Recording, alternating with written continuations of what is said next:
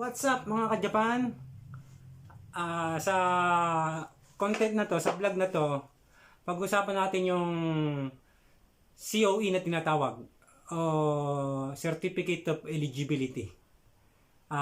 Bago nga pala lahat, papaalala ko lang, ako nga pala hindi expert at ako lang ay may nalalaman tungkol sa pag-apply sa Japan. Ngayon, kung meron ditong mga ex-trainee o mga nasa Japan ngayon o dating nag-Japan din na may karagdagang ma-share, mag-comment na lang po kayo below kasi nga po, hindi nga po ako expert. I-share ko lang to sa mga first timer na walang alam. Yung ideya ko, yun lang ang ma-share ko. So ngayon, umpisa na natin. Ano nga ba yung tinatawag na Certificate of Eligibility o yung COE? Ito nga pala yung term na ginagamit ng mga pinapaigsin ginagamit ng mga agency sa mga document area naka-assign. So mga boss, pag sinabi ng agency na hintayin yung COE, maghintay lang kayo. Kasi yan ang mga pinakaabangan ng mga karamihan ng nag-aaral ang dumating ang COE nila. Pagka narinig na nila na, oy, may COE na kayo, tuwang-tuwa yan. Alam na nila na ilang linggo na lang makakaalis na sila. Dahil dumating na yung COE nila. Siya nga pala, yung COE, pinaprocess yan sa Japan. Ngayon, ito nga pala. Sino nagpa-process doon? Ang nagpa-process po doon mga boss, yung kumiai na tinatawag. O yung kumiai kasi, salitang Hapon, ang katumbas nun, parang agency ba? Agency. Kasi dito sa Pinas, kunwari mo, prudential ako. Yun ang agency ko sa Pinas. Pagdating ko sa Japan, ang mga ngalaga na sa akin, yung kumiai. Yung kumiai kasi boss, maraming hawak yan.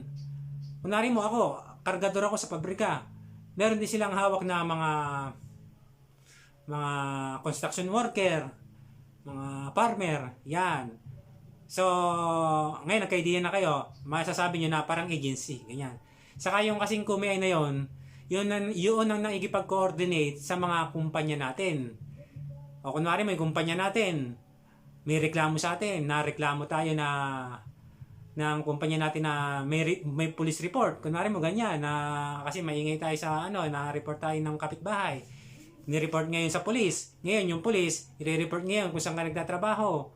Ngayon, yung kumpanya mo, i-report ka ngayon dun sa kumiai.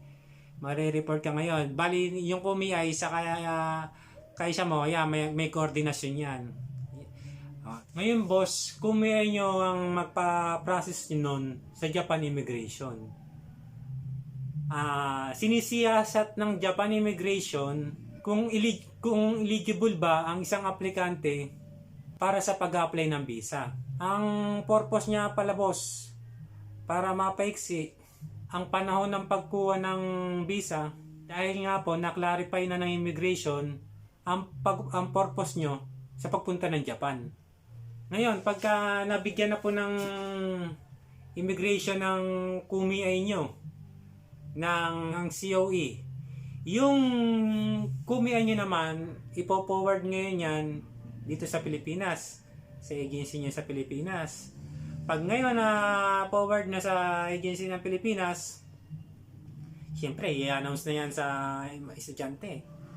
Oy, boss, andyan na yung COE nyo, dumating na. Tuwan-tuwa ngayon ng mga estudyante kasi yun ang mga inaabangan nila eh.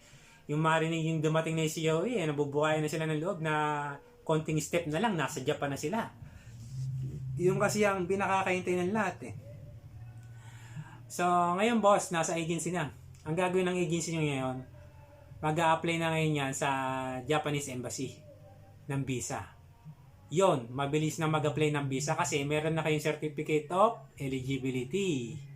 Ngayon boss, papakita ko sa inyo yung sample ng Certificate of Eligibility para may idea kayo.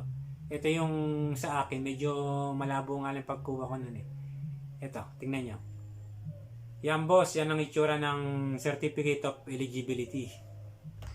So ngayon boss, mga ka-Japan, nalaman nyo na ang ibig sabihin ng Certificate of Eligibility. At kung may natutunan na naman kayo at nadagdagan sa inyong mga kalaman, pa-subscribe na lang. At pa-like na rin, boss. Ibig sabihin nun na may natutunan kayo.